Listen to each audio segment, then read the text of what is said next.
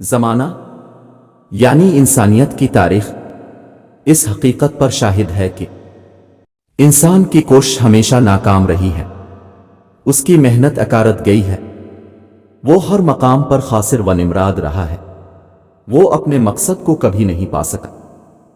لیکن اس میں ایک استثنا ہے، یعنی ایسے لوگ بھی ہیں جو کامیاب و کامران رہے ہیں، وہ لوگ جو خدا کی طرف سے عطا کردہ مستقل اقدار اور غیر متبدل اصول حیات کی محکمیت پر یقین رکھتے ہیں، لیکن صرف یقین ہی نہیں رکھتے اور پھر ان کے مطابق ایسے کام کرتے ہیں جو انسانوں کے الجھے ہوئے معاملات کو سنوار دیں اور معاشرہ میں ہمواریاں پیدا کر دیں، جس سے تمام افراد کی مضمر صلاحیتوں کی نشو و نما ہو جائے۔ یہ لوگ جماعتی زندگی بسر کرتے ہیں جس میں ہر فرد اپنا فریضہ اتنا ہی نہیں سمجھتا کہ جو کام اس کے ذمے لگا دیا گیا تھا اس نے اسے پورا کر دیا۔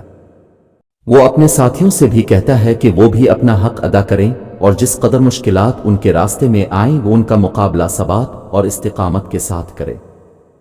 ان کی وہ ایک دوسرے کو حق اور استقامت کی تلقین خود ان میں باہمی ربط و ضبط کا ذریعہ بن جاتی ہے۔